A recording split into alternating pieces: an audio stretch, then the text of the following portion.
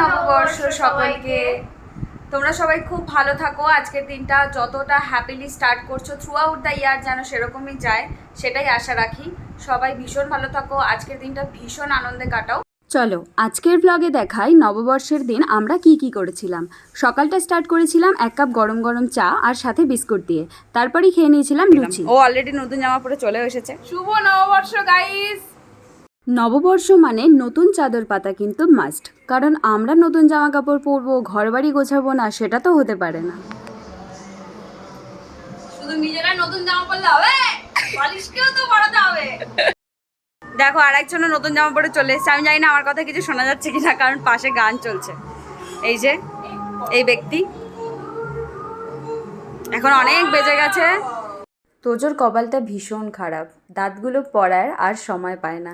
সারাশে দিয়ে দাঁত তোলার চেষ্টা করা হচ্ছে। বলো তো সারা বছর কি তাহলে এরকমই হবে? অ্যাট লাস্ট স্নান ধান হলো অ্যান্ড নিউ ড্রেস পরলাম। This is my new dress, casual T shirt and shorts. এই গরমে মোস্ট কমফোর্টেবল ড্রেস।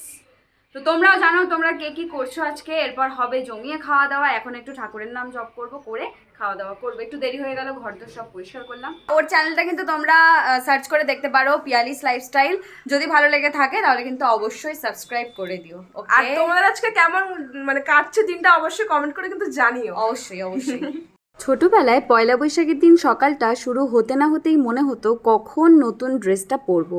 আর তখন নতুন ড্রেস বলতে কিন্তু ছিল ছোট ছোট হোয়াইট হোয়াইট ফ্রক, আবার সেগুলোর গায়ে নানান ফেমাস কবিতা লেখা থাকতো। বিশেষ করে তো পালকিতে বউ চলে যায়, এটা খুব পরিমাণে দেখা যায়। বাঙালির শুধু জমিয়ে খাওয়া দাওয়ার জন্য একটা অনুষ্ঠান লাগে, আর নববর্ষ মানে হলো জমিয়ে খাওয়া দাওয়া করা। মেনুতে সেদিন অনেক কিছু ছিল, চিকেন, মাটন, আর মিষ্টি মুখ না করলে তো বাঙালি বলে মনেই হবে না। বাবার নতুন জামা পরে রেডি হয়ে গেছে। গরম মেয়ের অনেক গুণ আসলে। বাবা গো, মেয়ে আমাদের গৃহকর্মে নিপুণা।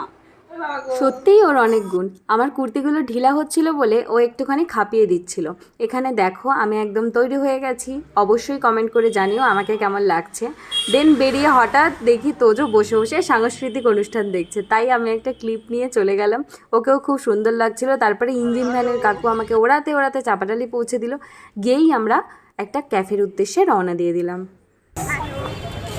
আমরা এখন 5 টাকা চা খেয়ে 45 টাকা সেভিংস করতে যাচ্ছি। 50 টাকা গাড়ি ভাড়াই বেরিয়ে যাবে 50 টাকা। এরকম হিসেব তোমাদের আছে বলো? কি খাবো কি গিলবো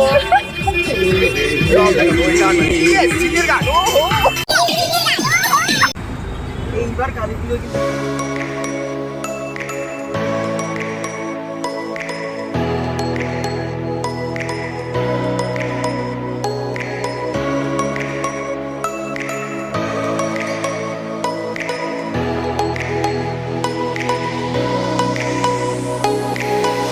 বসার জায়গা না পেয়ে আমরা তো ডিসঅ্যাপয়েন্টেড হয়ে নিজেরাই নিজেদেরকে এন্টারটেইন করতে স্টার্ট করে দিয়েছি।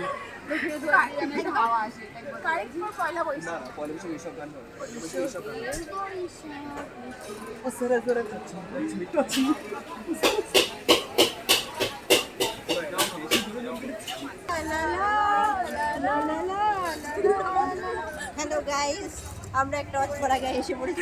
ইশিকা যেখানে গায়ে জায়গা পাচ্ছি না। ইশিকা পড়েছে, শুয়ে পড়েছে। ইশিকা পড়েছে, শুয়ে পড়েছে। দেখ গাইস, দোলনায় ঝুলছি এইখানে বসেই। আপনি কি করছেন দাদা? Feels like a Zara model. Feels like a Zara model. ক্যাফেতে খেতে এসে চেয়ার বার করে কি আসছে গাইস? মাখা করে স্পাইসি করে করে মানে দামের হয়ে গেছে জানিস তো। crispy chicken 165 165 আগেই বলেছি পয়লা বৈশাখ মানে জমিয়ে খাওয়া দাওয়া, তাই হালকা একটু খাওয়া দাওয়া করে নিলাম। আলু এখানে আমি একটা ভিডিও নেওয়ার চেষ্টা করছিলাম, বাট চারিদিক থেকে লাইট ভীষণ পরিমাণে ফ্ল্যাশ করছিল, যার জন্য ভিডিওটা প্রপার আসেনি। ঘোরাফেরা এবং খাওয়া দাওয়া শেষে এবার চললাম বাড়ির পথে। আমাদের এখানে বৈশাখ মাসে কামাখ্যা মন্দিরের অনেক বড় মেলা হয়, 9 দিন ব্যাপী মেলা। সেখানেই গিয়েছিলাম। এখনও অবধি প্রপার মেলাটা বসেনি, সমস্ত গোছগাছ চলছে। তারপরে বাড়ি চলে এলাম। বাড়িতে এবার এসে বলো দেখি তুমি আমার কখন তথাবাবু এসেছো? হাজির। সন্ধ্যাবেলা এসেছো? তুমি ভালো আছো তো? শুভ নববর্ষ সবাইকে বলো। শুভ নববর্ষ। এই ইয়ারে পয়লা বৈশাখ আর অশোক ষষ্ঠী একসাথে পড়ায় মা বানিয়েছিল সিমুই, সেটাও একটু টেস্ট করে নিলাম। আজকে সারাদিনটা তো আমরা এইভাবেই কাটালাম, ফ্যামিলির সাথে ফ্রেন্ডসদের সাথে মাস্তি করে, প্রচুর খাওয়া দাওয়া করে। তোমরা সবাই কমেন্টে জানাও যে তোমরা আজকে দিনটা কিভাবে কাটালে। বছরের শুরুটা বেশ ভালোই হলো, দেখা যাক বাকিটা কিভাবে যায়। সকলকে আবারও জানাই শুভ নববর্ষের প্রীতি শুভেচ্ছা ও অভিনন্দন। যদি ভিডিওটা ভালো লেগে থাকে তাহলে কিন্তু লাইক করতে ভুলো না, আর চ্যানেলটাকে অবশ্যই সাবস্ক্রাইব করে দিও। দেখা হচ্ছে নেক্সট কোনো ভিডিওতে। Till then bye bye. Bye by.